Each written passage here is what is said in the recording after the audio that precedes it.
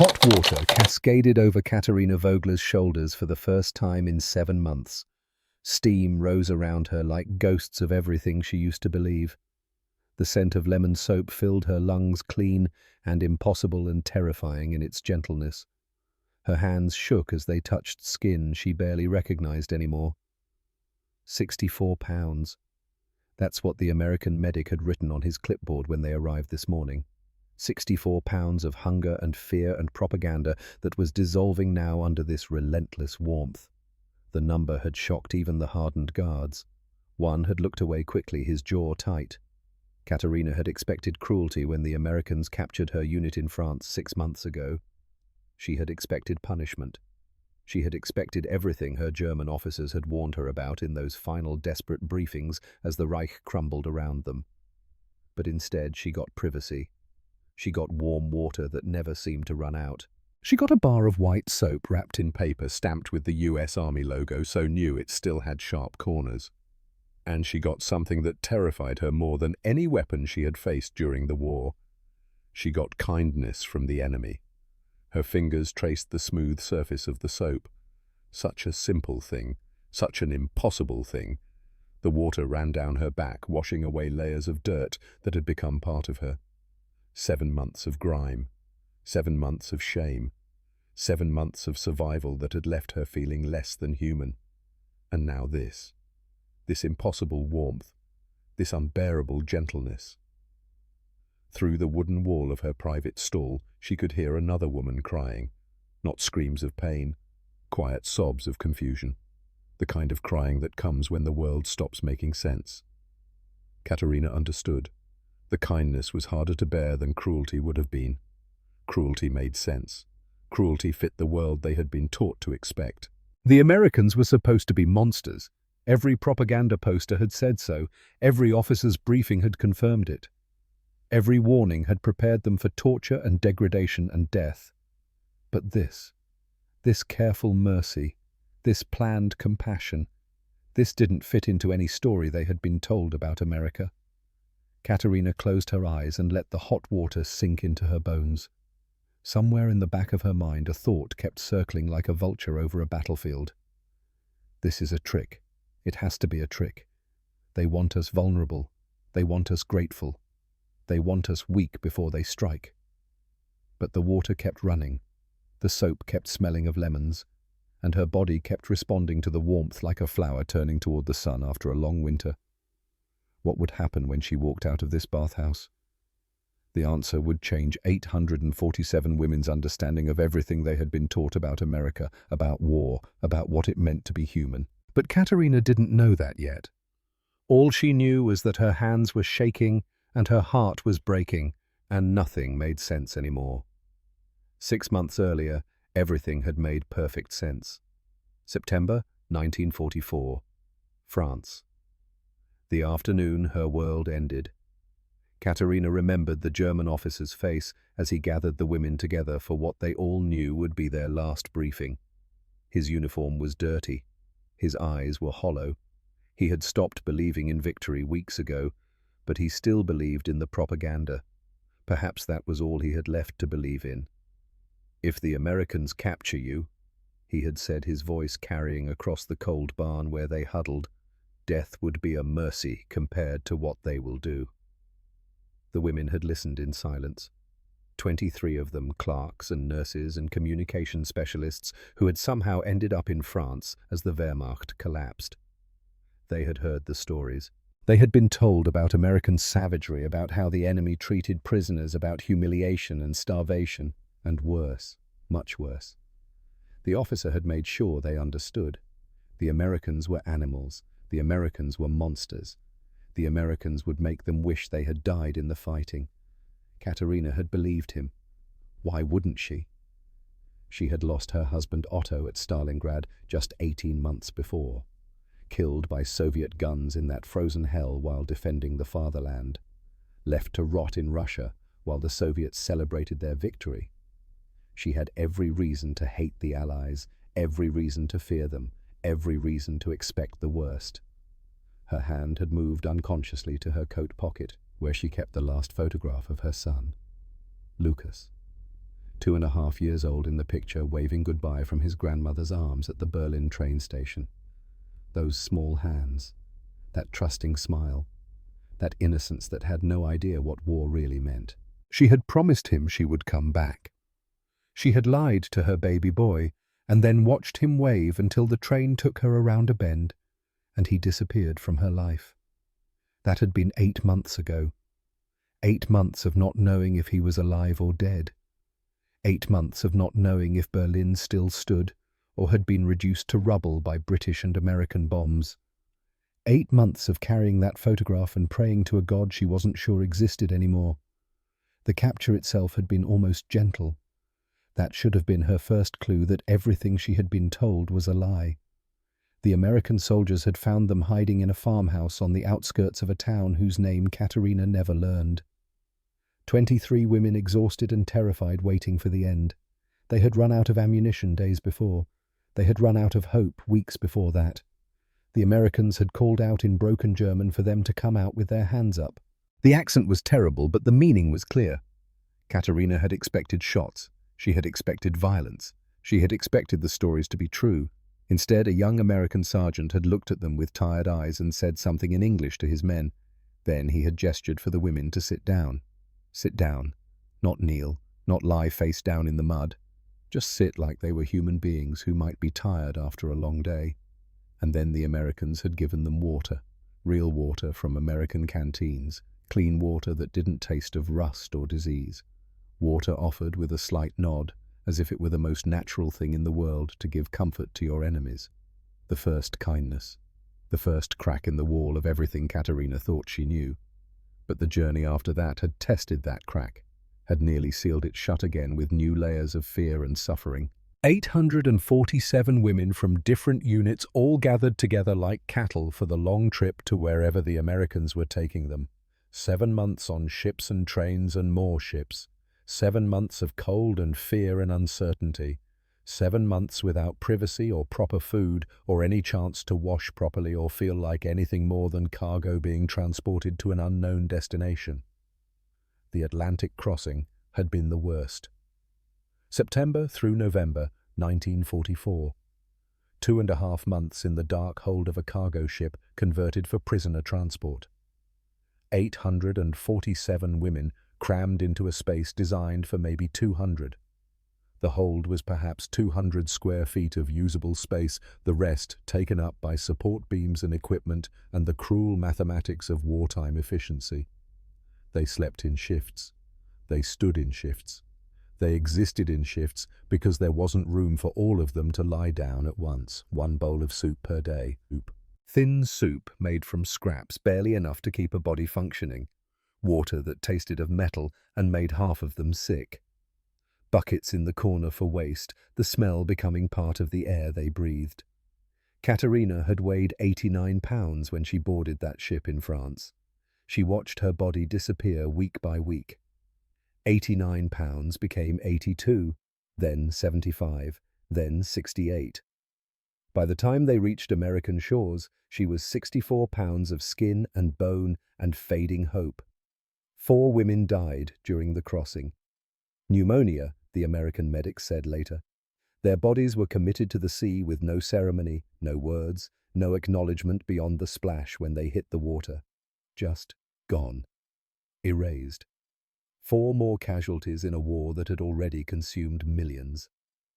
Every night during that crossing, Katerina had clutched the photograph of Lucas against her chest. The paper was wearing thin from constant handling. The image was fading, but she could still see his face, still see those small hands waving goodbye. "Please," she would whisper into the darkness of the hold. "Please, let him still be alive. Please let him remember me." She had no idea if anyone was listening. She had no idea if Lucas was even alive to remember. Berlin was being bombed regularly now. Everyone knew it, even if the officers pretended otherwise. The Americans by day, the British by night, a relentless assault that was turning the city to rubble. Her mother was there with Lucas, 68 years old, and trying to raise a small boy in a city being systematically destroyed. How could they possibly survive? How could anyone survive what the Allies were doing to Germany? And yet, Katerina prayed, because what else could she do? What else was there but hope that somehow, impossibly, her son would live long enough for her to see him again? December 1944 through February 1945. The train journey across America. This was different from the ship. Worse in some ways, better in others. At least they could see through the cracks in the boxcar doors. At least they could watch America slide past like a dream of a world that had somehow escaped the war. New York first, then west through Pennsylvania and Ohio, then south through Kentucky and Tennessee, then Georgia, where pine trees grew thick and the air smelled different from anything Katerina had known in Germany. She watched through those cracks with hungry eyes. America was clean. America was whole. America had buildings that weren't bombed roads, that weren't cratered farms, that still had livestock grazing peacefully in winter fields. The contrast was devastating. Germany was rubble. Germany was corpses in the streets. Germany was children starving while old men defended hopeless positions with weapons that barely worked. And America was whole, untouched, growing fat while Europe tore itself apart. Greta Hartmann, a nurse who had survived Normandy before her capture, spoke the words they were all thinking as they watched a small American town pass by the boxcar doors. "This is the truth," she said, her voice hard and certain. "The water they gave us in France was just a trick. This is how they really see us. This journey is the punishment, making us look at what we can never have, making us understand how completely we've lost." And Katerina had believed her. It made sense. The cruelty of hope followed by despair, the torture of seeing abundance while starving, the psychological warfare of kindness as prelude to destruction. That belief had rebuilt the walls of propaganda in Katerina's mind. For 3 months on those trains through the coldest winter in years, she had hardened herself again, had prepared herself for whatever fresh hell the Americans had waiting at the end of this journey. The Americans were monsters after all. They were just clever monsters. Patient monsters. Monsters who understood that destroying hope was more effective than destroying bodies. March 12, 1945. Morning. The train doors opened onto a warm Georgia morning. Pine trees reaching toward a blue sky, clean air that smelled of sap and earth and growing things. Guards who stood calm and organized instead of shouting and shoving. Katerina had stepped down onto American soil, expecting the nightmare to finally begin in earnest. 7 months of transport. 7 months of waiting for the real punishment to start. 7 months of hardening herself against whatever was coming. Instead, she had smelled soap on the wind. Fresh soap. Real soap. The kind of scent that belonged to another world. A world before the war. A world where human beings still mattered enough to be given clean things. "Take your time, ladies," one of the guards had said in careful, slow English. His rifle was pointed at the ground. His face showed no hatred, no disgust, just professional distance and something that might have been pity. Katerina had wanted to spit at him. Take your time, as if they were guests arriving at a hotel instead of prisoners arriving at a camp. As if the Americans thought polite words could make up for everything. As if 7 months of hell could be erased with soap and courtesy. But her mouth was too dry for spitting. Her body was too tired for rage. So she had shuffled forward with the others, 64 pounds of exhausted suspicion, waiting to see what fresh cruelty the Americans had prepared. Camp Riverside looked too clean. That was the first wrong thing. The roads were swept. Not just passable, but actually swept as if someone cared about the appearance of a prison camp. The guard towers were painted, fresh white paint that gleamed in the morning sun. The wooden barracks stood in neat rows with windows that actually had glass in them, real glass, not boards or paper or empty frames. And near the entrance, impossible and terrifying in its implications, stood a row of new wooden buildings with metal roofs gleaming in the sun. Steam drifted from small chimneys. The sound of running water echoed across the yard. Buckets of fresh water stood at every corner, available abundant, as if water were not a precious resource to be rationed and controlled. One of the younger women, a girl barely 20, had whispered what they were all thinking. This looks like a village, not a prison. Katerina had grabbed her arm hard enough to bruise. The physical contact was sharp and necessary, a reminder that softness was dangerous, that hope was a weapon the enemy used against you. Don't be fooled. Katerina had hissed, her voice low and urgent. This is how they break you. They make you hope. She had paused, making sure the girl understood, making sure they all understood. Then they take it away. But the hope had already started growing.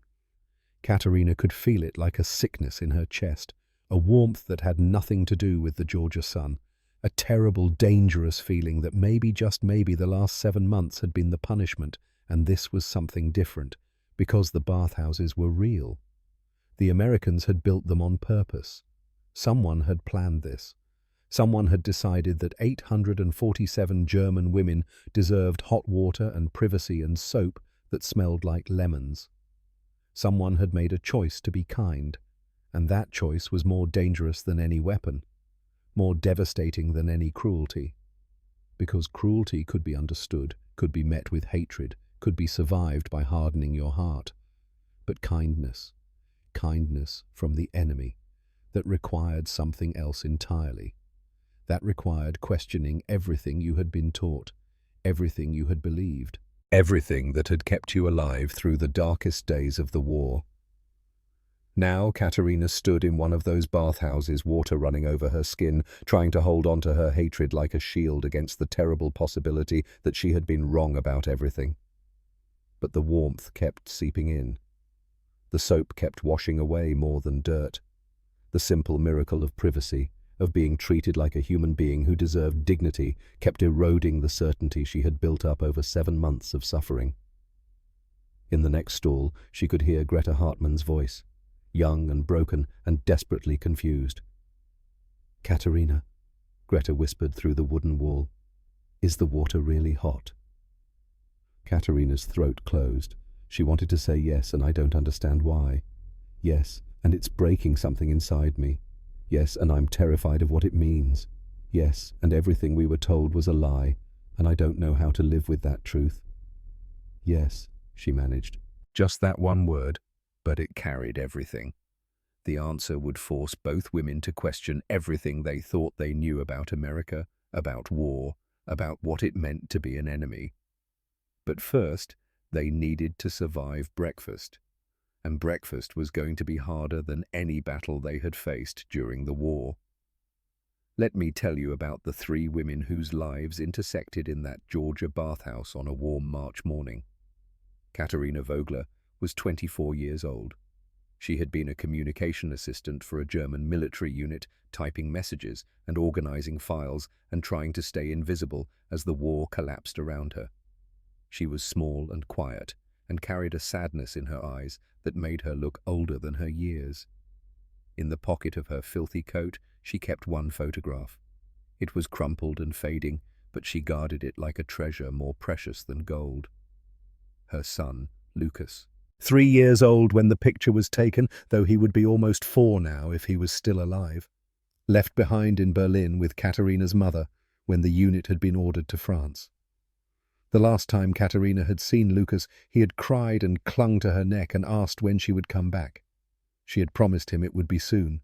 She had lied to her baby boy, and then watched him wave goodbye from her mother's arms, those small hands moving back and forth until the train took her around a bend, and he disappeared. That had been 8 months ago. 8 months of not knowing if he was alive or dead. 8 months of not knowing if Berlin still stood or had been reduced to rubble. 8 months of carrying that photograph and praying to a God she wasn't sure existed anymore. Katerina had never wanted to be part of the war. She had just wanted to raise her son and live a quiet life. But the war had taken her husband first. Otto Vogler killed at Stalingrad before Lucas was even born. Then it had taken her choices. Then it had taken her freedom. And now it had taken her across an ocean to a country she had been taught to hate. A country where she stood in a private shower stall crying because the water was hot and the soap smelled like lemons, and she couldn't remember the last time anyone had treated her like a human being. Greta Hartmann was 28 years old and hard as iron. She had been a nurse before the war, skilled and efficient and good at separating her emotions from her work. When her husband Wilhelm had joined the army, she had joined too. Someone had to patch up the wounded. Someone had to close the eyes of the dying. Someone had to keep moving forward even when everything was falling apart. Greta had been good at moving forward. She had been good at not feeling too much. She had been good at surviving. Wilhelm's death at Normandy should have broken her.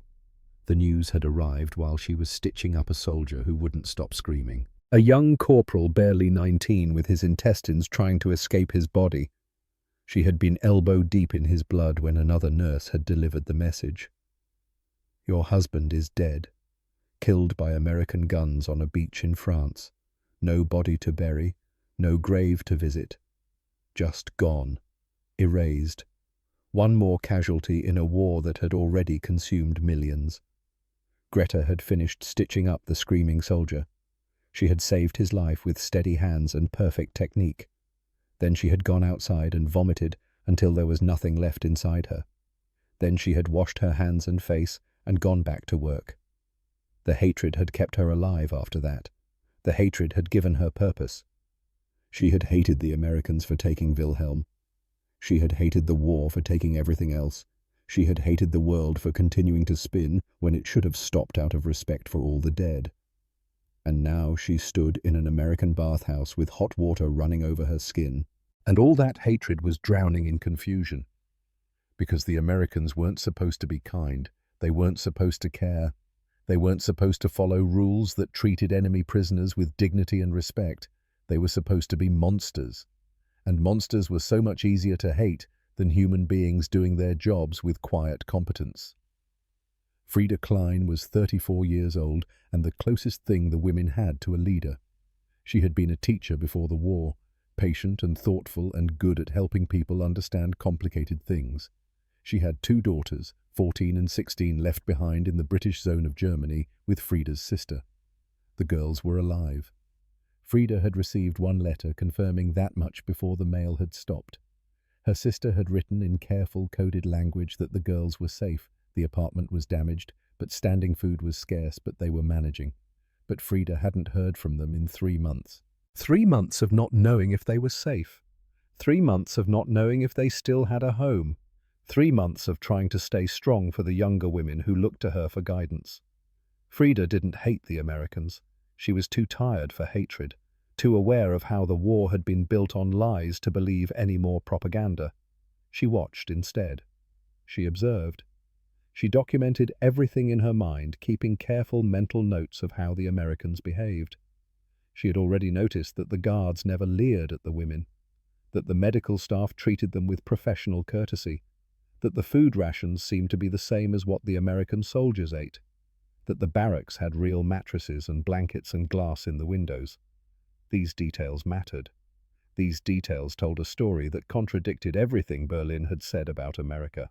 When Frida stepped out of her shower stall clean for the first time in 7 months, she saw the future more clearly than either Katerina or Greta could. This wasn't a trick. This wasn't manipulation. This wasn't some elaborate psychological warfare designed to break them before the real punishment began. This was simply what happened when a country decided to follow its own rules, when protocol mattered more than revenge, when humanity was stronger than hatred. The Geneva Convention existed on paper. Every nation had signed it. But America was choosing to make it real, not just following the letter of the law, but embracing its spirit, not just treating prisoners adequately, but treating them with actual dignity. That choice had power. That choice would change them all. Frida didn't know exactly how yet, but she could feel the shift beginning, like the first crack in a frozen river when spring finally comes, like the moment before an avalanche when the snow decides it can no longer hold. The 3 women stood together in the bathhouse dressing area, wrapped in clean towels, their hair wet, their skins soft, their minds reeling from the simple miracle of hot water and privacy. Around them, 844 other women were having the same experience, the same confusion, the same terrifying hope, the same question that none of them could answer. Why would the enemy give them this? The answer was being revealed even as they dressed. In a supply closet adjacent to the main bathhouse, Greta had gone searching for additional towels. The Americans had provided one per woman, but some of the towels were small, and Greta wanted something larger to wrap her skeletal frame. What she found instead would shake her even more than the hot water had. A notebook, left on a shelf partially hidden behind cleaning supplies. Construction blueprints. Detailed plans for the bathhouse facility. Measurements, materials lists, budget allocations, and at the top of the first page, a date that made Greta's hands start shaking. January 12th, 1945. 2 months before their arrival. 2 full months before 847 German women stepped off that train. The Americans had built these bathhouses 2 months before they even knew exactly when the prisoners would arrive. This wasn't improvised. This wasn't a fortunate coincidence. This wasn't even a reaction to their arrival. This was planned, budgeted, constructed with care and precision. Someone in the American military had looked at regulations and decided that female prisoners of war deserved private bathing facilities with hot water. And then they had made it happen, had allocated resources in the middle of a war, had diverted materials and labor and money to build something that existed solely to provide dignity to enemy prisoners. Greta stared at the plans until Katerina found her there still holding the notebook, tears streaming down her face. "What is it?" Katerina whispered. Greta's voice was hollow when she answered, empty of everything except a terrible understanding. "They knew we were coming. They built this for us before we even arrived. They chose to be kind." She looked up at Katerina, and her eyes held something close to despair. "This wasn't a reaction. This was a decision. They chose this." The notebook fell from her fingers. The sound of it hitting the floor was very loud in the quiet room, and that choice that documented proof of intentional mercy was more devastating than any cruelty could have been. The mess hall doors stood open. The smell of fried eggs and bacon drifted through the air like a promise, like a threat, like everything they thought they knew about America being turned upside down and shaken until all the lies fell out. The mess hall was a long wooden building with wide windows that let in the morning light. Inside, metal trays were stacked neatly on a counter that gleamed with recent polishing. Soldiers in white aprons moved quickly behind the serving line, their movements efficient and practiced. The room buzzed with quiet sounds.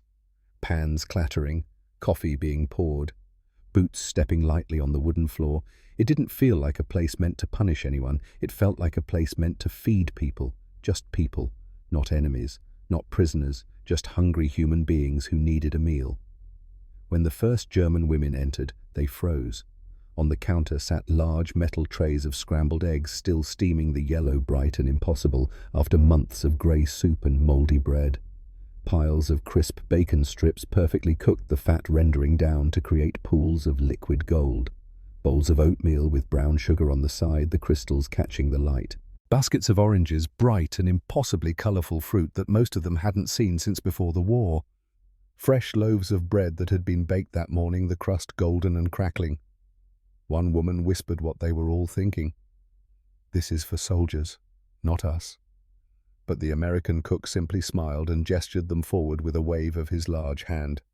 "Step right up, ma'am," he said in English that none of them fully understood. But his tone was clear, his meaning was obvious. This food was for them, all of it. The cook was a black man in his 40s with kind eyes and steady hands, Corporal Ezekiel Washington, though they wouldn't learn his name until later. He wore a clean white apron, and he served each woman with the same careful attention he would have given to American officers. He didn't rush them. He didn't make them feel ashamed. He just filled their plates and nodded and said, "Next, please," in his soft Georgia accent. Katerina stood in line behind Greta, her hands shaking as she held her empty tray. The metal was cold against her palms. Real metal, not wood or tin, but actual stainless steel that reflected her gaunt face back at her in distorted fragments. She had not seen a black person before. German propaganda had taught her specific lies about black Americans, lies about savagery and violence and primitive behavior, lies that made her afraid when she first saw Corporal Washington standing behind the serving line. But Washington was gentle, he was professional. He looked at her with simple human kindness and asked in slow, careful English a question she didn't need to fully understand to answer. "Eggs, ma'am. We got bacon too, and biscuits fresh from the oven." The word "ma'am" cut through everything. Ma'am. Like she was a person instead of an enemy, like she deserved respect instead of contempt. Like the color of her uniform and the language she spoke and the country she came from were less important than the simple fact that she was a human being who needed breakfast. Everything Katerina had been taught shattered in that moment. Every lie became visible. Every piece of propaganda revealed itself as the poison it had always been. She nodded, not trusting her voice, not trusting herself to speak without crying. Washington filled her plate with more food than she had seen in months. Scrambled eggs that were soft and fluffy, cooked with real butter. 3 strips of bacon that smelled like heaven distilled into meat. 2 biscuits that were still warm from the oven, steam rising when he placed them on her plate. And when he handed her the plate, he smiled at her like she was a person instead of an enemy, like she mattered, like she had value beyond her utility or her nationality or her past. "Ma'am," he said again. That single word that kept echoing in Katerina's mind as she carried her tray to one of the long wooden tables. Ma'am. Like she was a person. Like she mattered. Like the simple act of being human was enough to deserve dignity and respect. Greta sat across from Katerina. Her plate was full. Her stomach was empty. Her mind was at war with itself. She had barely touched her food. She was analyzing instead of eating, watching the American guards who stood at their posts without hovering, observing the cooks who moved behind the serving line with practiced efficiency, noting that the soldiers ate the same food from the same kitchen, sitting at tables only a few feet away from the German prisoners. There was no separate food for the guards, no better rations hidden away for the Americans.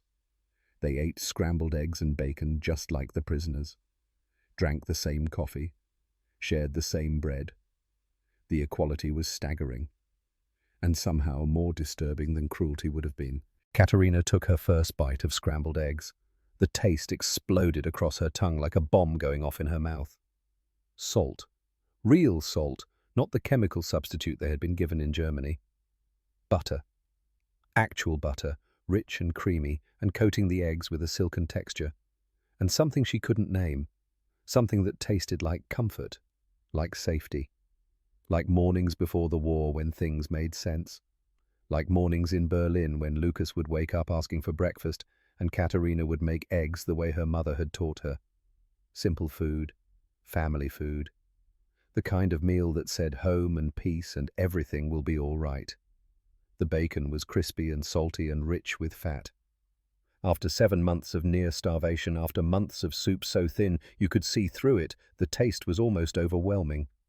The fat coated her mouth. The salt made her tongue come alive. The smoke and cure and perfect crisp texture combined into something that transcended simple food and became a promise of abundance. Beside her, a young woman named Elise ate half a strip of bacon and then vomited into a handkerchief. Too much richness, too much flavor. Too much too soon for a body that had forgotten what real food felt like. An American medic appeared at Elise's side almost immediately, as if he had been watching for exactly this reaction. "Easy now," he said in English, his tone gentle. He helped her stand, guided her outside for fresh air, came back 5 minutes later with plain bread and water. "Start with this," he explained through gestures, his hands moving to illustrate small bites. "Small bites. Let your stomach remember." Greta finally took a bite of her bacon. The flavor hit her like a physical blow, like someone had struck her in the chest and stolen her breath, smoky and savory and perfect. It tasted almost exactly like the bacon Wilhelm used to bring home from the butcher shop in their town. The bacon they used to eat on Sunday mornings when there was time to cook a proper breakfast and sit together at the small table in their kitchen and talk about nothing important. Before the war. Before the uniforms, before everything. The tears came silent and hot. She chewed mechanically, trying to make her throat work so she could swallow without breaking down completely. But something inside was cracking. The bacon had found the fault line. The eggs were widening it. The simple decency of being called ma'am by a man she had been taught to despise had split it open. Her hands started to shake. The fork clattered against the plate. She stood up abruptly. Her chair scraped against the floor with a sound like a scream. Several women looked up, startled. Katerina reached for her arm, but Greta pulled away. She walked to the center of the mess hall where Lieutenant Nathaniel Pierce stood with his clipboard observing the breakfast service with the same professional detachment he brought to everything. She stopped 2 feet in front of him and spoke in the German she knew he couldn't understand. But she needed to say it. Needed to get the words out before they choked her. "This is wrong," she said, her voice loud enough to carry across the suddenly quiet room. "We are prisoners, not guests." The mess hall fell silent. All eyes turned to watch.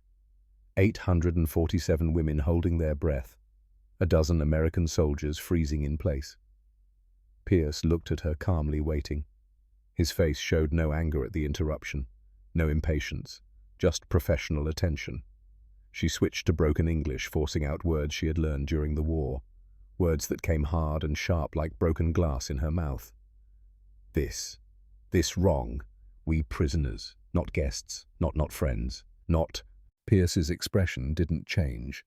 He gestured to a translator, a young American corporal who spoke fluent German with a Berlin accent that made several women flinch with homesickness. "Please tell her what I'm about to say," Pierce instructed in English, his voice level and clear. The translator nodded and turned to Greta as Pierce spoke slowly, making sure every word was captured and conveyed. "You are prisoners of war under the protection of the Geneva Convention," he said, his voice carrying across the silent mess hall. "This is not kindness. This is protocol. This is the law. This is how America treats all prisoners in our custody." The translator rendered it into German, each word precise and formal. Greta's hands clenched into fists at her sides. Her voice shook when she responded. "Protocol." She spat the word like a curse. "We bombed your cities. We killed your soldiers. We fought you for years." The translator conveyed her words. Pierce nodded slowly, as if he had expected exactly this question, as if he had been waiting for someone to ask it. "Yes, ma'am," he replied, and the translator rendered it. "You did." He paused, letting that acknowledgement sit in the air for a moment. "Yes, we know what you did. Yes, we remember. Yes, we understand exactly who you are and what you represent. And you will be treated according to international law regardless," he continued. "Not revenge. Law." The silence was absolute. Every German woman was listening now. Every American soldier had stopped working to watch. This moment mattered more than any battle. This was about what countries chose to be when they had all the power, when no one was watching, when revenge would be easy and justice would be hard. "Why?" Greta's voice cracked on the word. "Why follow rules for people who showed you none?" This was the question, the real question, the one that had been building in her chest since the first moment of hot water touched her skin, since the first smell of lemon soap, since the first bite of bacon that tasted like home and safety and everything the war had taken from her. Why show mercy to people who deserve none? Pierce was quiet for a moment.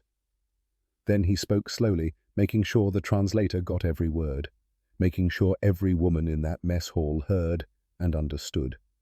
"Because that is what separates us from what you fought for, ma'am." He paused, and the translator rendered it carefully. "We follow the rules, even when it is hard. Especially when it is hard. That is what makes us America." The words fell into the silence like stones into still water, ripples spreading outward, understanding dawning in waves across 847 faces. Not because you deserve it, not because it's easy, not because we like you or forgive you or forget what you've done, because that is who we choose to be. Because the rules matter more than our feelings, because civilization is built on the decision to be better than our worst impulses. Greta felt something break inside her chest. Not her hatred, not yet, but something close to it, some certainty she had been holding on to like a lifeline, some fundamental belief about how the world worked and what it meant to be at war, and what you owed to enemies who had shown you no mercy. Her legs no longer supported her weight. She sat down heavily in the nearest chair, her body suddenly boneless with the weight of understanding. "Give her water," Pierce said quietly to a nearby soldier, "and let her sit as long as she needs to." He made a note on his clipboard and walked away. The protocol had been explained. The rules had been stated clearly. What the prisoners did with that information was up to them. The mess halls slowly came back to life. Conversations resumed in hushed German. Forks clinked against plates. Coffee was poured. But something had changed. Some fundamental shift had occurred in how these women understood their captors. The Americans weren't being kind, despite the rules. They were being kind because of the rules. The protocol wasn't a minimum standard to meet. It was a choice to make. A decision about what kind of country America would be when it had all the power, and no one was watching. The women were assigned to their barracks after breakfast. Long wooden buildings with rows of metal frame bunks, each with a real mattress and 2 blankets and a small pillow. The building smelled of fresh paint and new wood. Sunlight filtered through windows that opened to let in the warm Georgia air. Katerina chose a bunk near a window where she could see pine trees swaying in the breeze. She sat on the edge of the mattress, testing its firmness. Actual padding, actual support. Not boards or straw, but a real mattress with springs and cushioning. She reached into her coat pocket and pulled out the photograph of Lucas. 3 years old, blonde hair, bright eyes, smiling at something outside the frame. She tucked the photo under her pillow, hiding it from view but keeping it close. Then she lay on her side and stared out the window at the Georgia pines and tried not to think about how far away Berlin was. How many miles of ocean separated her from her son. How impossible it seemed that she would ever see him again. The first week at Camp Riverside passed in a blur of new routines. The women were given work assignments based on their skills and experience. Katerina, with her steady hands and organized mind, was assigned to the medical supply room, sorting bandages and counting pills and maintaining inventory with the same attention to detail she had brought to her communication work in the German army. Greta, with her nursing background, was assigned to the kitchen despite her protests. She wanted to work in the infirmary where her medical skills would be useful, but the Americans needed kitchen help more than medical assistance. Most of the prisoners were malnourished but otherwise healthy. Frida became a library assistant, helping to organize books and teaching English to the younger women who wanted to learn. They were also given something unprecedented. They would be paid for their work, not in American dollars but in camp scrip. Small paper coupons that could be used at the canteen to buy small luxuries. Soap, writing paper, chocolate when it was available. When Katerina received her first week's pay, she stared at the coupons in her hand like they were artifacts from another planet. "They are paying us?" she asked Frida in disbelief. Frida smiled, a small, sad expression that didn't quite reach her eyes. "They are giving us dignity. Work deserves payment. That is a principle worth respecting." Katerina bought writing paper. 3 sheets. 3 chances to tell Lucas she was alive and thinking of him and counting the days until she could hold him again. She took her purchase back to the barracks and sat on her bunk with the paper in her lap, trying to decide what to write. How do you condense 7 months of hell and 1 week of confusion into words a 3-year-old could understand? "Dear Lucas," she began in her careful handwriting, the pen moving slowly across the paper. "I am in a place called America. It is very far from home, but I am safe. I think about you every day. I love you more than all the stars in the sky. Your Mama." She folded the letter carefully and tucked it under her pillow with the photograph. She had no envelope, no way to send it, no address to write, even if she could send it. But she had written it, and somehow that made Lucas feel a little bit closer. In the kitchen, Greta worked in silence. The abundance was staggering. Sacks of flour stacked to the ceiling, Bins of sugar that would have been worth a fortune on the black market in Berlin. Crates of fresh vegetables delivered daily by local farmers. Meat in quantities she hadn't seen since before the war. The Americans weren't hoarding the good food for themselves. They were cooking from the same supplies for everyone. Guards and prisoners ate the same meals prepared in the same kitchen, served from the same pots. It bothered her more than mistreatment would have. This careful equality, this insistence on treating everyone fairly, this was harder to process than cruelty, harder to defend against than hatred. She tested them. Week 2, she deliberately took an extra potato when no one was watching, slipped it into her pocket, waited for the punishment. Days passed. Nothing happened. Week 3, she took 2 potatoes. Still nothing. No reprimand. No loss of privileges. No acknowledgement that the theft had even been noticed. The not knowing drove her crazy. Were they watching and choosing to ignore it? Or were they so confident in their abundance that they didn't care about a few stolen potatoes? Either answer was disturbing in its own way. Lieutenant Pierce ate lunch in the mess hall every day at precisely noon. He sat at a table near the window reading a newspaper while he ate, occasionally making notes in the margins. One afternoon in the 4th week, Greta found herself sitting across from him. Not by accident. She had chosen this table deliberately, driven by a need to understand this man who represented everything she couldn't comprehend about America. "Why you eat with us?" Greta asked abruptly in her broken English. Pierce looked up from his newspaper. His expression was mild, unsurprised by the question. "It is the mess hall," he replied simply, as if the answer was obvious. "We are all people who need lunch." "We are enemy." Pierce put down his fork and looked at her directly. His eyes were grey and steady and held something that might have been patience. "You are people who need lunch," he said again. "Same as me. The war is outside these walls. In here we are just following the protocol, and the protocol says treat prisoners with dignity. So that is what we do." Greta felt her carefully constructed anger crumbling a little more. Like a wall being eroded by water, one drop at a time, patient and relentless and impossible to stop. "I do not understand your country," she admitted quietly.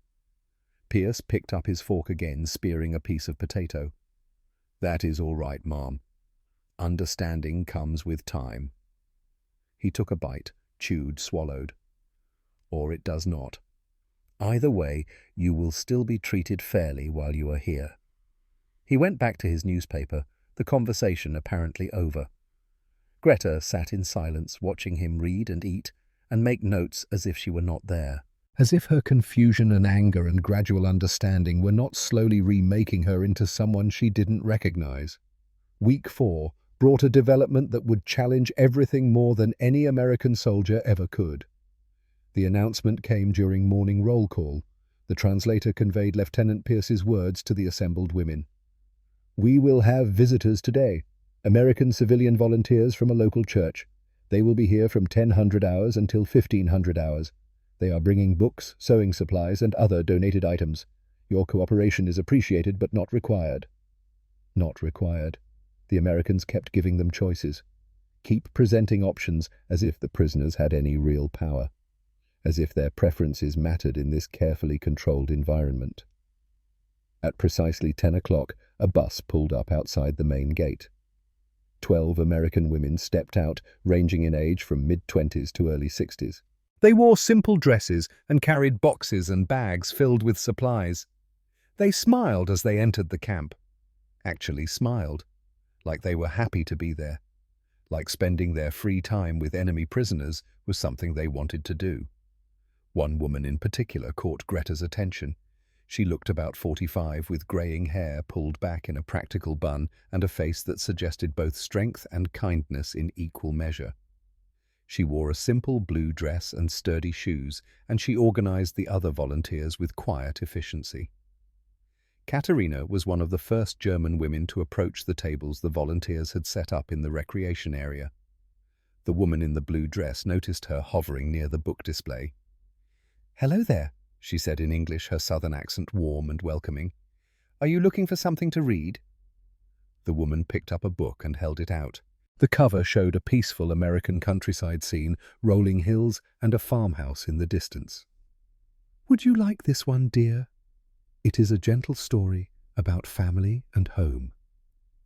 Katerina took the book carefully, as if it might break or disappear if she gripped too tightly. "Thank you," she managed in halting English. "You are kind." The woman smiled, and her whole face transformed with genuine warmth. "My name is Constance Blackwell. I am from a ranch outside Houston. That is in Texas. Do you like to read? Yes, Before War." Katerina clutched the book to her chest like a shield. "But why you help us? We are German. We are enemy." Constance's expression softened in a way that suggested recent pain, fresh grief that she carried with grace but hadn't fully processed. "Because you are far from home," she said simply. "And I know what that feels like. I know what it is like to miss the people you love." Something in her voice suggested she knew that pain intimately, personally. "Recently, I have son," Katerina said suddenly, desperately wanting someone to know. 3 years, in Berlin. I do not know if he lives." Constance's face showed immediate compassion. She reached out and squeezed Katerina's hand. Just a brief touch, fingers warm against Katerina's cold skin, but it carried more comfort than all the protocol and procedures combined. This was human connection, person to person, mother to mother, woman to woman across the artificial boundaries of war and nationality and propaganda. "Oh, honey," Constance said softly, "I am so sorry. That must be so hard." And in that moment, in that simple expression of empathy, something shifted in Katerina's understanding of what America might mean. Not just rules and protocols and Geneva Conventions, but people, individual human beings making choices to be kind when they could easily choose otherwise. The wall around Katerina's heart cracked a little wider, and she didn't know whether to feel grateful or terrified by what that meant. Across the recreation area, Greta watched with narrowed eyes. She was looking for the angle, searching for the manipulation. These American women didn't have to be here. They chose to be here. That choice had to mean something beyond simple kindness. There had to be a reason, a political purpose, a propaganda value. Nobody was kind for no reason. Not in war. Not ever. One of the volunteers approached her as she stood alone near the barracks wall, arms crossed, face hard. "Would you like to join us?" the woman asked through a translator. "We are starting a sewing circle." "I do not sew," Greta lied. She had been mending uniforms and stitching wounds for 4 years. Her hands knew needlework better than almost anything else. Constance Blackwell looked over from where she was talking with Katerina. Their eyes met across the yard. Constance walked over slowly, deliberately, her approach calm and unthreatening. "I notice you have not joined us yet," Constance said through the translator. "We could use your hands. You look like someone who knows how to work." It was a challenge, gentle but unmistakable. And Greta had never backed down from a challenge in her life. She walked over, slowly, sat down at the edge of the circle of women, took the needle and thread that Constance handed her without a word. The other German women watched this small surrender with something like hope in their eyes. Constance worked beside Greta in silence for several minutes. Her hands moved with the easy competence of someone who had been sewing since childhood. Ranch work, farm life, mending clothes because buying new ones wasn't always possible. The kind of practical skill that came from necessity rather than hobby. Then she spoke quietly, her voice low enough that only Greta and the translator could hear. "My son died 8 months ago, at Saipan. He was 20 years old." Greta's hands stilled on her sewing. The needle froze mid-stitch. She understood enough English to catch the essential words even before the translator rendered them into German. Son, died, 8 months. She looked at Constance and saw the same grief she carried, the same hollow exhaustion, the same empty place where a future used to be. "My husband," Greta said in halting English, forcing the words out. "Normandy. Americans kill him." The translator conveyed it, though the meaning was already clear from Greta's tone. Constance nodded slowly. Her eyes were dry but infinitely sad.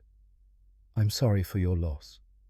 The words were simple, standard, the kind of thing people say because there's nothing else to say. But coming from this woman whose son had died fighting Japanese forces while Germans fought Americans on another front, whose grief was as fresh and raw as Greta's own, they carried unexpected weight. "Why you here?" Greta asked, her voice rough with emotion she was trying to suppress. "Why you help enemy?" Constance was quiet for a moment. Her needle moved in and out of the fabric, creating small, perfect stitches while she gathered her thoughts. "Because my son would not want me to hate," she said finally. "He believed in America, in what we stand for, in treating people with dignity even when it is hard, especially when it is hard." She paused, her hands still moving, creating something useful from scraps of cloth. "And I want to honor his memory by being the person he believed I could be." The translator conveyed the words carefully, precisely. Every woman in the sewing circle was listening now, their own needlework forgotten. It was exactly what Lieutenant Pierce had said, the same principle, the same choice. But Pierce was speaking from theory, from protocol, from military regulations written by distant bureaucrats. Constance was speaking from the same place of grief that Greta inhabited, from the raw wound of loss, from the daily struggle to keep breathing when everything you loved was gone. "I do not know how," Greta said quietly, her voice breaking. "I do not know how to stop hating." Constance reached over and covered Greta's hand with her own. Her palm was warm and calloused from years of ranch work, real, solid, present. "You do not have to stop all at once," she said gently. "You just have to let yourself feel something else first, anything else, even for a moment." Greta looked down at their hands, German and American, enemy and enemy, both marked by loss, both trying to survive in a world that had taken everything. She picked up the needle again, began to sew, small stitches, careful work, and for just a moment she let herself feel something other than hatred, the simple satisfaction of creating something instead of destroying it. The quiet peace of making something useful with her hands. The unexpected comfort of sitting beside someone who understood grief in a way that needed no translation. It wasn't forgiveness. It wasn't peace. But it was a beginning. And sometimes a beginning is all you can manage. That afternoon, after the volunteers had left, something happened that would change everything for Katerina. Mail call. The words sent a ripple of hope and fear through the barracks every time they were announced. Most of the women had heard nothing from home since their capture. Germany's mail system was collapsing along with everything else. Letters were lost or destroyed or simply never sent because there was no one left to send them. But sometimes a letter got through. Names were called out one by one. Women stepped forward with shaking hands to receive thin envelopes that had traveled across an ocean and through a war zone to reach them here in Georgia. Fisher Frieda stepped forward, her face carefully blank, and received an envelope from the British zone. Her hands trembled as she took it, already knowing it was from her sister because no one else knew where to write. "Vogler Katerina." Katerina's heart stopped, then started again, too fast, too hard, threatening to break through her ribs. She took the envelope with hands that shook so badly she almost dropped it. The handwriting was her mother's, familiar and beloved, and somehow still steady despite everything. The postmark said, February, 1 month ago. The letter had taken a month to reach her, travelling through a world at war, somehow surviving when so many other things hadn't. She found a place to sit on the steps of her barracks. The letter felt heavy in her hands, weighted with whatever news it contained. Good or bad, life or death, hope or despair. She opened it carefully, her fingers clumsy with anticipation and fear. The letter was short. Her mother's handwriting was shakier than Katerina remembered, but still legible. Still her mother's hand forming words that crossed the ocean to find her daughter. Lucas was alive, asking for her constantly, sleeping with the scarf she had left behind, the blue one he used to call his mama scarf when he was learning to talk. The apartment was damaged, but still standing. Food was scarce, but they were surviving. Her mother's health was declining, but she was managing. He remembers you, Katerina, the letter said near the end, the words slightly smudged, as if written quickly or through tears. He talks about you every day. He asks when Mama is coming home. Then, in a different pen, as if added later, "Come home, my daughter. Come home while I still have the strength to help you." Katerina folded the letter carefully, creasing it along the same lines it had been folded for its journey. She put it in her pocket next to the photograph. Then she put her head in her hands and cried. Lucas remembered her. Lucas was alive, and he remembered her, and he was asking for her to come home. But how could she go home? Germany was collapsing. The war was nearly over, and everyone knew it. And she was an ocean away, trapped in a camp in Georgia, wearing the uniform of a defeated nation. Frida found her there an hour later, still crying. "Good news or bad?" Frida asked, gently sitting down beside her on the steps. "Both." Katerina managed, her voice thick with tears. "Lucas is alive. My mother is dying. And I am here. Useless." Frida was quiet for a moment. Then she said something that would prove prophetic in ways neither of them could have imagined. "The war cannot last much longer. When it ends, they will send us home. The Americans follow their rules. They will repatriate us." Katerina wanted to believe her, but hope felt like a luxury she couldn't afford. A dangerous indulgence that would only make the pain worse when it was taken away. Still, she made a decision that evening. She would write to Lucas using her precious writing paper, even if the letter never reached him, even if Germany fell before it could be delivered, because putting words on paper made him feel closer, made the connection between mother and son feel less impossible. She sat on her bunk that night and wrote by the light of the single bulb that illuminated the barracks. "Dear Lucas, I am in a place far away called America, but I am coming home to you. I promise. Wait for me, my darling boy. Mama loves you more than all the stars." She folded it carefully and tucked it under her pillow with the photograph and her mother's letter. 3 pieces of paper that connected her to a life that felt impossibly distant. Week 6 brought another letter. This one was different. Heavier. The handwriting shakier. Her mother's words were brief, almost clinical, as if writing them caused physical pain. "Katerina, there is something I must tell you. Something I should have told you in the first letter, but I did not have the courage." Katerina's heart began to race. Her hands started to sweat. She had to force herself to keep reading. After the bombing on January 18th, Lucas was found wandering the streets alone. I had been injured, taken to hospital. He was frightened and lost. The world started to tilt. Katerina gripped the letter harder, her knuckles white. "American soldiers found him. They took him to an orphanage. I tried to explain that I was his grandmother, but I had no papers, no proof. Everything was destroyed in the bombing. No, no, no, no, no, no." An American military family adopted him, Katerina, legally, on January 25th, a captain and his wife. They are taking him to America, to Texas. The letter fell from Katerina's fingers. She couldn't breathe, couldn't think, could only stare at the words as they blurred and reformed and blurred again through her tears. Lucas. Adopted. American family. Texas. He is safe. He is fed. He is warm. But he is no longer ours. I could not stop it. I am so sorry, my daughter. I am so sorry. Katerina stood up, stumbling. She needed to find Lieutenant Pierce. She needed to find someone who could fix this, someone who could undo what had been done. This couldn't be happening. This couldn't be real. She found Pierce in his office working through paperwork. "Please," she said, her English deserting her in her panic. She thrust the letter at him with shaking hands. "My son. Americans take my son. You must help." Pierce read the letter carefully. His expression didn't change, but something in his eyes softened. "I will check the records," he said through the translator who had been summoned. "But Mrs. Vogler, you need to understand.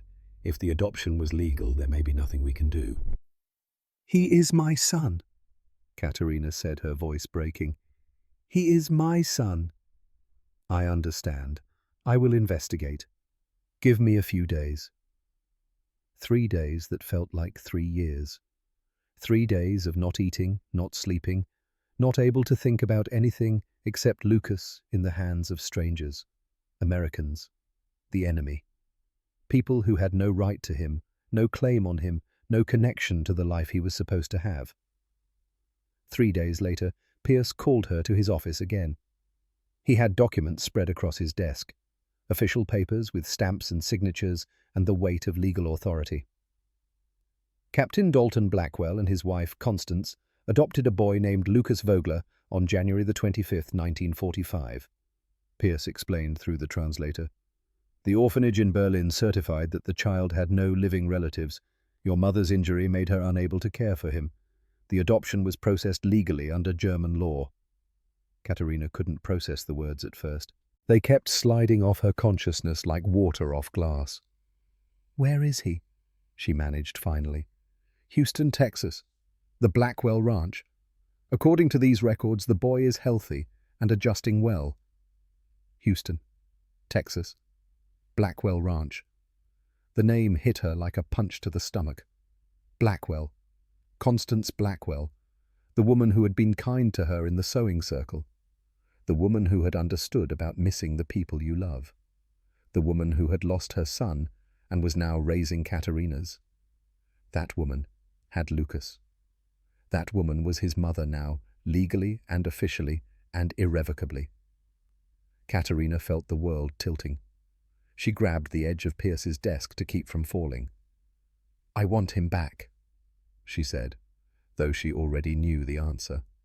Pierce looked at her with something close to compassion. Real compassion, not the professional courtesy he usually maintained. I cannot do that, Mrs. Vogler. The adoption is legal under both German and American law, but there may be another way. He pulled out different forms: work visa applications, sponsor requirements, immigration paperwork. If someone in America sponsors you for a work visa, you could stay here after the war ends. You could be near your son. You could be part of his life. His voice was gentle but clear, making sure she understood. It would not be the same as having him back, but it would be something. Katerina stared at the forms. Stay in America. Live in the country that had taken her son. Be close to Lucas but never truly have him again. Mrs. Blackwell, Pierce said quietly. Constance Blackwell. She might be willing to sponsor you. She is a good woman. I could arrange a meeting. Katerina nodded numbly. What else could she do? Lucas was in Texas. Lucas was alive and safe, even if it meant her heart would break every day for the rest of her life. Arrange it, she whispered. That night, Greta found her crying in her bunk. She sat down on the edge without asking permission. Just sat there in silence for a moment, her presence solid and real and somehow comforting. I heard, she said simply, about your son. She was kind to me, Katerina said through her tears, her voice raw and broken. That woman, Constance, she was kind, and I thought she was just a generous stranger. But she has my Lucas. She took my baby. Greta was quiet for a moment, choosing her words carefully. She saved your baby, she corrected gently. The bombing took your baby. She just gave him a home when he had none. I should hate her. Katerina's voice was hollow with grief. I should hate her, and I cannot, because she is keeping him alive. She is giving him food and warmth and safety when I cannot. Greta understood that contradiction intimately. The impossible tangle of gratitude and grief. The way love and loss could occupy the same space in your heart until you couldn't tell them apart anymore. The Americans are good at that, she said quietly, making us feel things we do not want to feel. They sat together in silence while the other women slept, and around them the American camp continued its relentless protocol of mercy, following rules, maintaining dignity, refusing to be cruel even when cruelty would be easier. May 8th, 1945. The announcement came during morning roll call. Lieutenant Pierce stood before the assembled women with an expression that was almost sad. Germany has surrendered, the translator conveyed his words. The war in Europe is over. The American soldiers erupted in cheers. Celebrations echoed across the camp. Victory, finally, after years of fighting, the war in Europe was done. But the German women sat in shocked silence. "It's over," Greta whispered, her voice hollow. "We lost everything." Frida reached for her hand, squeezed it gently. "No," she said. "The war is over. Now we find what's left." Katerina clutched the photograph of Lucas against her chest. "Now I can try to see him," she said softly. Pierce raised his hand for silence. The celebrations quieted gradually. "The repatriation process will begin soon," he continued. "You will be returned to Germany as transportation becomes available. This may take months. In the meantime, camp procedures remain unchanged." But something else had changed. A new option had been announced quietly through administrative channels over the past few weeks. German POWs with American sponsors could apply for work visas. They could remain in America after the war, help with post-war reconstruction, eventually earn citizenship. The catch: they had to demonstrate loyalty to American values, had to denounce Nazi ideology publicly, had to choose America over the country they had been born in. 3 women responded in 3 different ways. Greta applied immediately. "I have nothing in Germany," she told Frida. "Here I have possibility." Frida hesitated. "My daughters need me. But do they need me in ruins, or do they need me to build something new?" Katerina was torn. "If I stay, I can see Lucas. But I will never see my mother again. She will die alone." A week later, Lieutenant Pierce called Katerina to his office. Constance Blackwell was there. The woman who had Lucas. The woman who had been kind in the sewing circle. The woman whose son had died at Saipan, while Katerina's husband died at Stalingrad, and Greta's husband died at Normandy. All victims of the same war. All connected now by a small boy who didn't remember where he came from. Constance stood when Katerina entered. Her eyes were red, like she had been crying. "Mrs. Vogler," she said through the translator. "Lieutenant Pierce explained everything. I had no idea Lucas was your son. The orphanage told us his mother was dead." Katerina couldn't speak, could only stare at this woman who had taken her place. Constance reached into her bag and pulled out a photograph, a recent one. Lucas, now almost 4 years old, smiling healthy, holding a toy horse. He looked so much bigger than in Katerina's worn photograph, so much more alive. "He talks about you," Constance said, her voice breaking. "He calls you his first mama. He has dreams about you. We have been trying to help him remember you while also helping him feel safe with us." She handed Katerina the photograph. Katerina took it with trembling hands, her fingers tracing her son's face through the paper. "I cannot give him back," Constance said, tears streaming down her face now. "The adoption is legal and he is thriving with us. But I can give you something else." She pulled out papers. A work visa sponsorship application, already filled out, already signed. "Come to Texas," she said. "Work on our ranch, live near Lucas, be part of his life. You will not be his legal mother, but you can be present. You can watch him grow. You can know that he is safe and loved." Katerina looked at the photograph of Lucas, then at the visa papers, then at Constance's tear-stained face. "My mother is dying in Berlin," she whispered. Constance's expression crumpled. "I know," she said. "And I am so sorry. I cannot make this choice for you. But whatever you decide, Lucas will know who you are. I promise you that. I promise you, he will know his first mama loved him."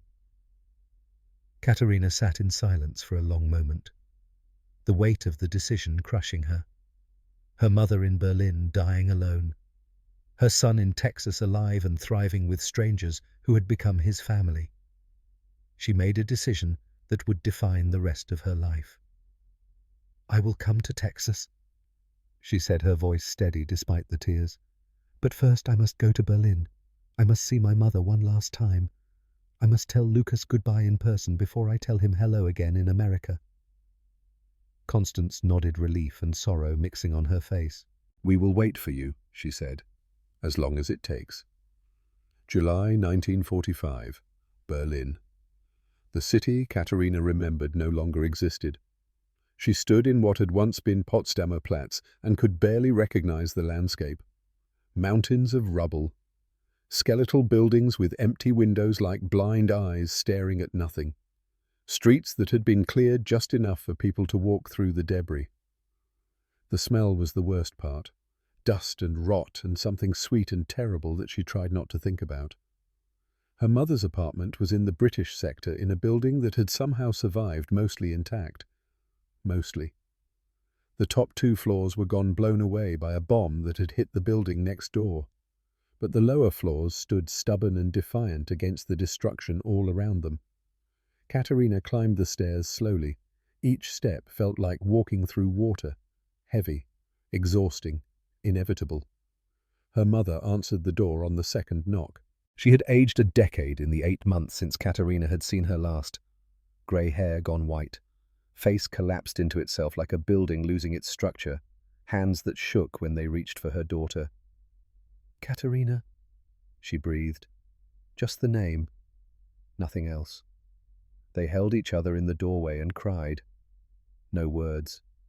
Just the sound of grief and relief and guilt all mixed together until they couldn't tell where one emotion ended and another began.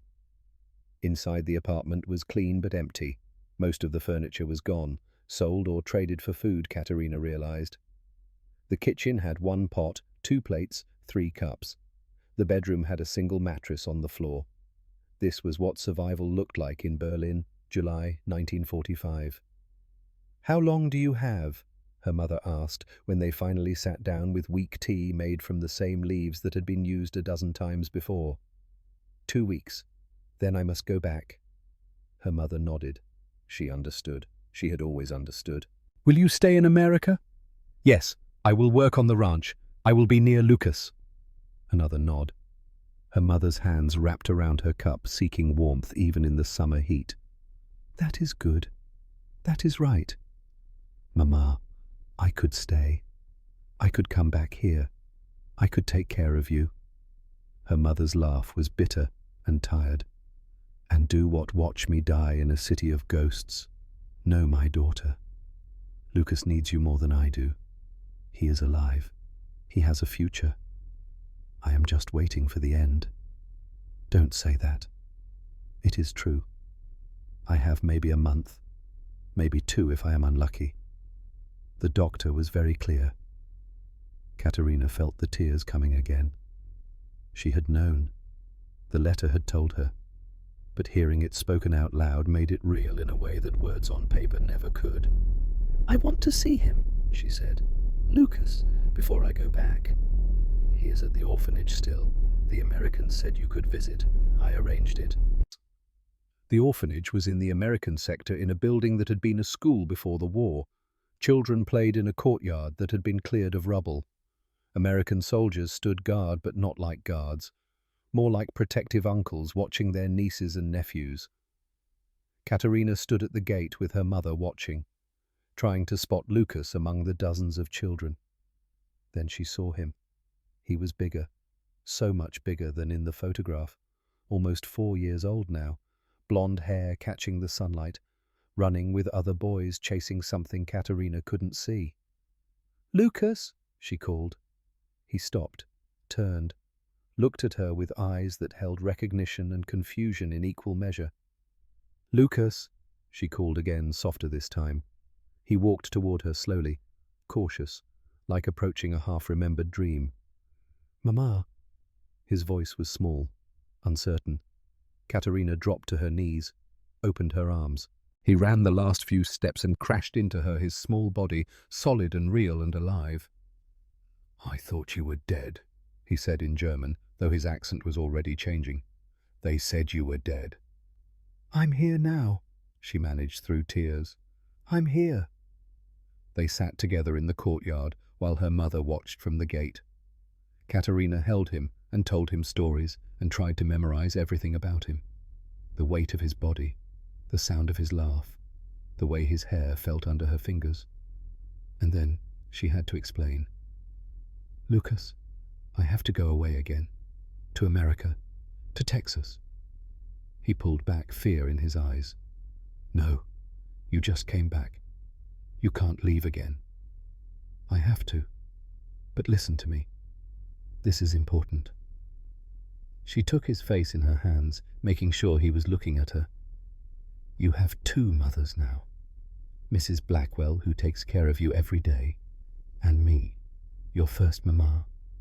Both of us love you very much. I don't understand." "You don't have to understand yet. But I promise you this. I am going to Texas. I will be close to you. I will see you grow up. You will never lose me again." He cried then. Confused tears of a child too young to understand war and adoption and impossible compromises. Katerina held him until he stopped shaking, until the tears ran dry, until he could breathe normally again. "Can you be brave for me?" she asked. He nodded, trying so hard to be strong. "Good boy. I will see you soon. In Texas. We will be together again." It wasn't a lie. Not exactly.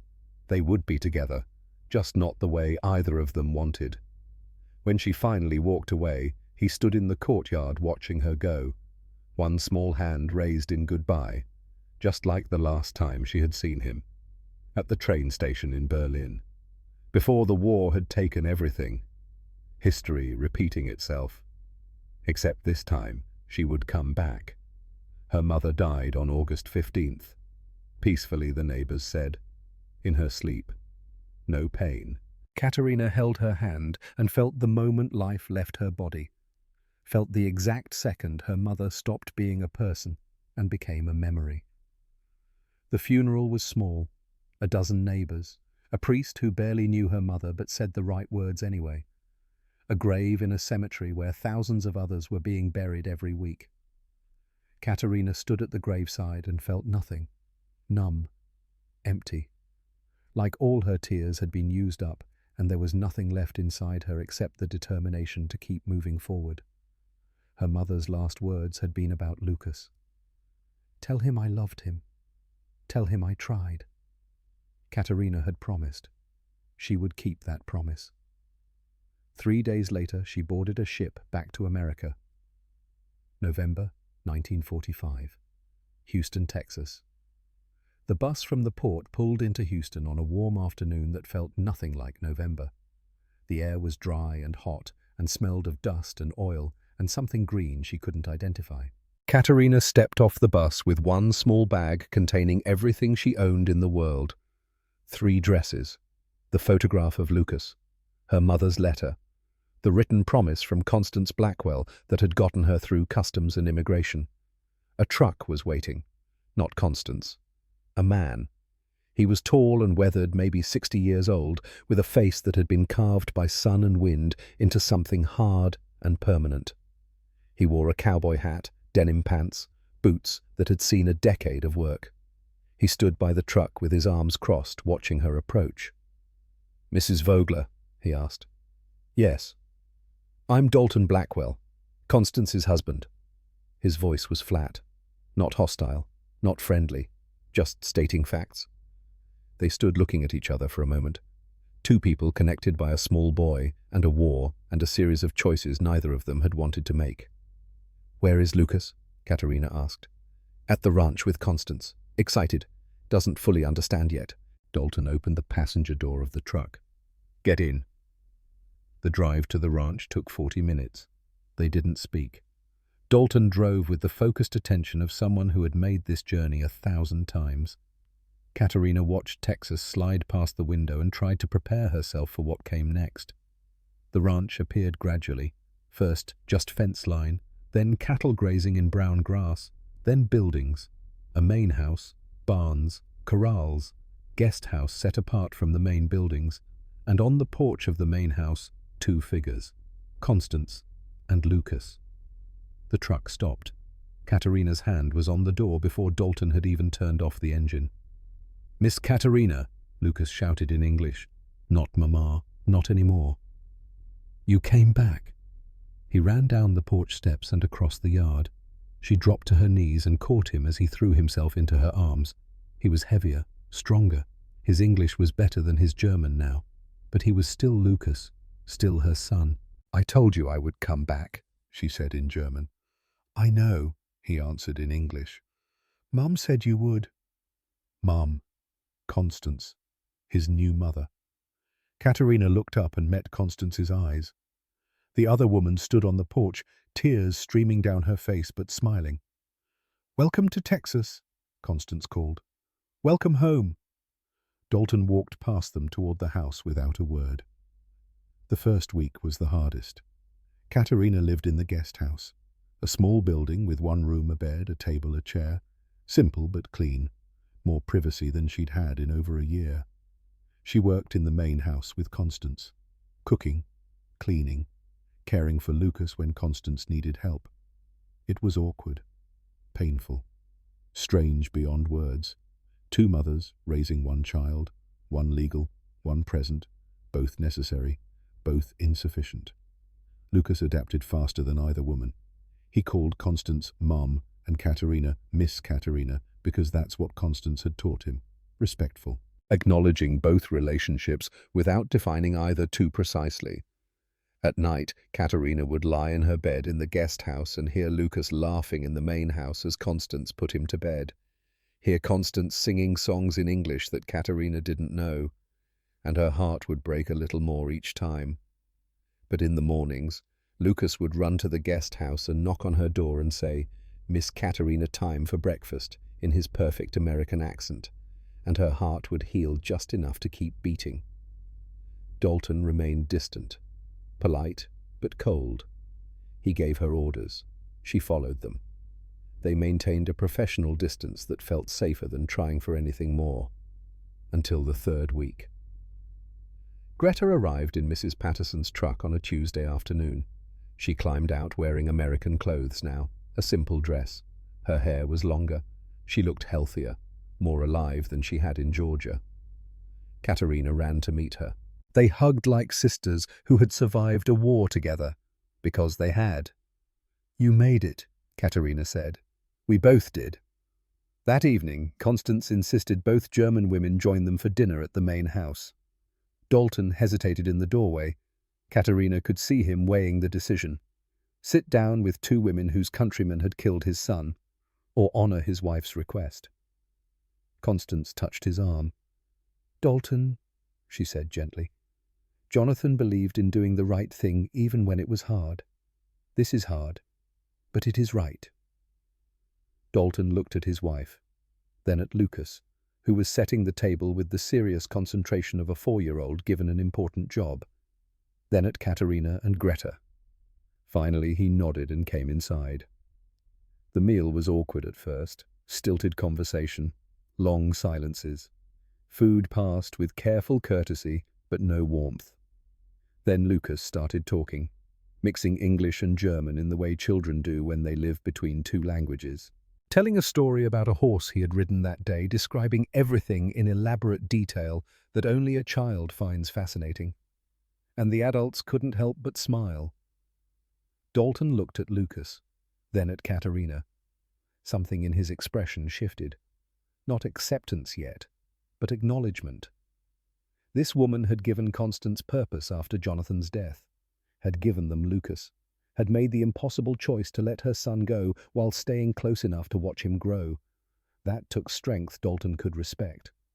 After dinner, he surprised everyone. "Saturday," he said. "We're having a barbecue, ranch tradition. Neighbors and hands come by. You'll both help." It wasn't a request. It was an order. But it was also an invitation, the first crack in his careful distance. Saturday came with the smell of smoke and meat. The barbecue pit had been smoking since dawn. Mesquite wood, beef brisket. The smell carried across the ranch like a promise. Neighbors started arriving at noon. Ranch hands, friends from town, veterans who had fought in the war and come home to Texas to try to rebuild their lives. Katerina felt their eyes on her, felt their suspicion, their barely concealed hostility. She wanted to disappear, wanted to hide in the guest house and wait for it all to be over. But Dalton had told her to help serve, so she helped serve.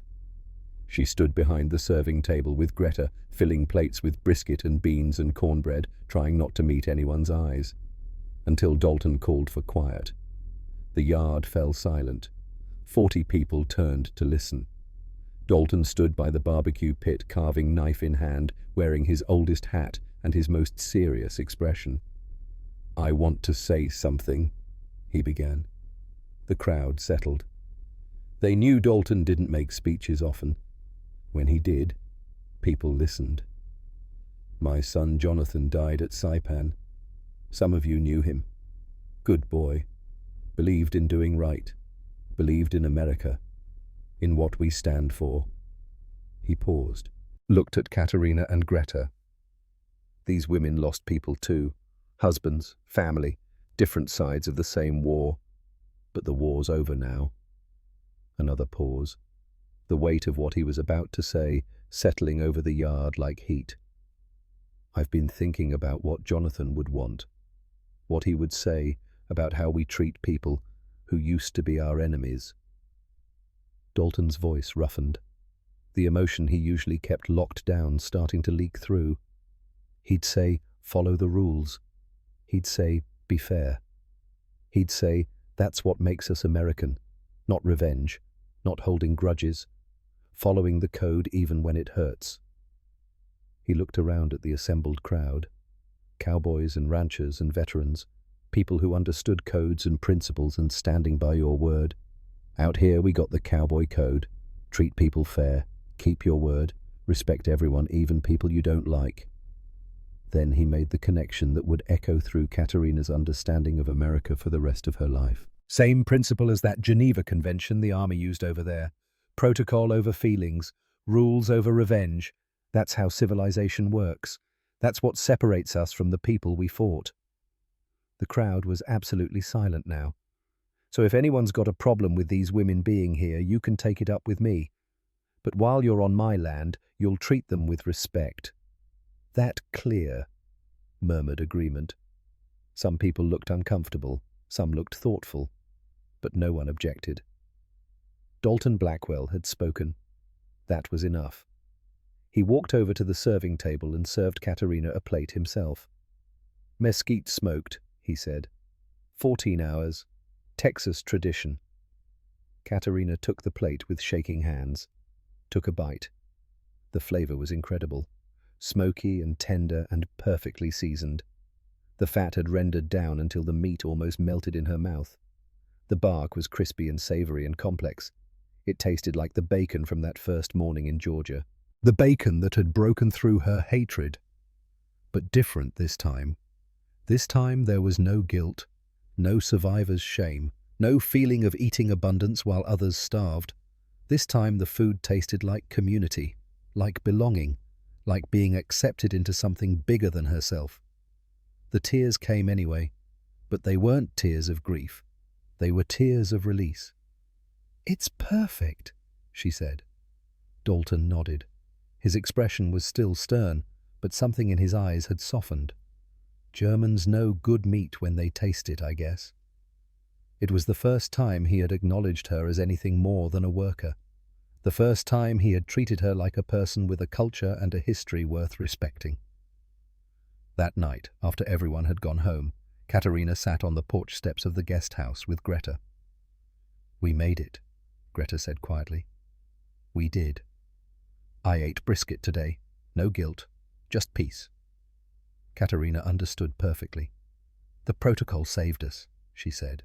But so did people choosing to follow it. They sat in comfortable silence watching the Texas stars come out. The same stars that had looked down on Camp Riverside. The same stars that had witnessed 847 women learning that mercy was stronger than hatred. 40 years later. June 1985. Camp Riverside, Georgia, now a museum. An elderly woman stood in front of the preserved bathhouse building reading the plaque mounted on the wall, where 847 German POWs discovered America's greatest strength the courage to follow its own rules even when revenge would have been easier. Katerina Vogler Blackwell was 64 years old now. Her hair was completely white. Her face was lined with decades of Texas sun, but her eyes were bright and clear and peaceful. Beside her stood a man in his early 40s, tall, strong, with features that mixed German and American in a way that made both countries visible in his face. Lucas Blackwell Vogler. He had insisted on hyphenating his name when he turned 18, acknowledging both mothers, both heritages, both identities. "You slept here?" he asked, touching the preserved wooden wall. "I wrote you letters here," Katerina said, "every night, hoping you would remember me." Lucas squeezed her hand. "I remember. Both my mothers made sure I remembered." Behind them, more people arrived for the museum dedication ceremony. Greta Hartman Patterson, 68 years old now, still sharp, still strong, running Mrs. Patterson's farm as a sanctuary for refugees and displaced persons. Frida Klein, 74, retired teacher. Her daughters had both become university professors teaching German and American literature. And then a surprise. A man in his mid-60s walking with a slight limp but moving with military precision. Colonel Nathaniel Pierce, retired. He had driven from Florida for this. The women saw him and stopped. 40 years dissolved in an instant. They were back in that mess hall, back in that moment when he had explained what protocol meant. Pierce approached Katerina first. "Mrs. Vogler," he said. "Mrs. Blackwell," she corrected gently. "But also Vogler. Both names, both lives." He smiled, pulled out a folder that looked old and carefully preserved. "I kept records," he said. "All 847 women. I never forgot any of you." He opened the folder, showed her the entry he had maintained for 4 decades. Vogler Katerina, age 24, son Lucas, age 3, location unknown, and then in different ink added later, reunited, Texas, Blackwell Ranch, work visa approved, citizenship granted 1952. Tears ran down Katerina's face. "You remembered?" "Every single one of you. That was the protocol too. Document, preserve, remember." Greta stepped forward. "You kept your protocol, Lieutenant. Colonel now, retired. And yes, ma'am, every day, for all of you." The museum dedication ceremony began at 2 o'clock. Lucas had been asked to speak. He stood before the assembled crowd. Veterans, historians, families, young people who had never known war. "My name is Lucas Blackwell Vogler," he began. "I am the son of 2 mothers, 2 countries, 2 identities." He gestured to Katerina sitting in the front row. "The war tried to make us choose, but America taught us we don't have to choose. We can be both." He paused, gathering his thoughts. "My biological mother lost everything in the war. Her husband, her country, her son. But Camp Riverside gave her something back. Not through force, through protocol, through following rules even when emotions scream for revenge." He looked out at the crowd. "That is American exceptionalism, not military might, not economic power, but the strength to see enemies as human beings, the courage to follow our own values even when it's hard." Behind him, American and German flags hung side by side. Not victory flags, memorial flags. The ceremony ended. People mingled, stories were shared. Colonel Pierce found himself standing with Greta, looking at the preserved bathhouse. "You taught me something, Mrs. Hartman," he said. "Greta, and what did I teach you? That the protocol saves everyone, not just the prisoners, also the guards. It saved me from becoming what I hated, gave me rules to follow when my emotions wanted revenge." Greta nodded slowly. "It saved me too, from drowning in hatred. The kindness you showed broke me, but breaking was necessary before I could rebuild." As the sun set over Camp Riverside, 4 generations gathered. Katerina, Lucas, Lucas's children, young people who would carry the story forward.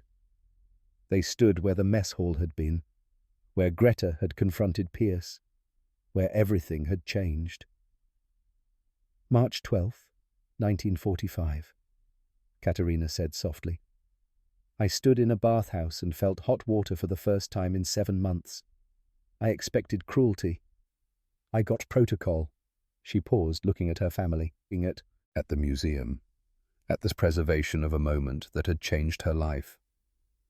I expected revenge. I got rules. I expected monsters.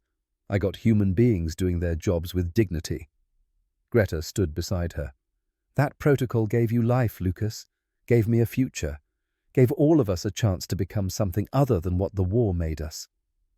Lucas put his arms around both elderly women, his mothers, both of them, because Constance had lived until 1982, long enough to see him become a man who honored both his families. The bathhouse protocol, he said quietly, America's greatest weapon. The statistics were recorded on a bronze plaque near the museum entrance. 847 women arrived at Camp Riverside in March 1945. 412 returned to Germany to rebuild in the ruins. 435 remained in America, became citizens, contributed to the country that had once been their enemy. 0 reported abuse or violations of the Geneva Convention, not because the Americans were perfect, but because they chose to follow their own rules. Protocol over revenge, civilization over chaos, mercy over hatred. That choice, made in countless small moments by ordinary people doing their jobs with dignity, became America's most powerful weapon, more powerful than any bomb, more lasting than any military victory, more transformative than any peace treaty. It was the Bathhouse Protocol, and it changed the world.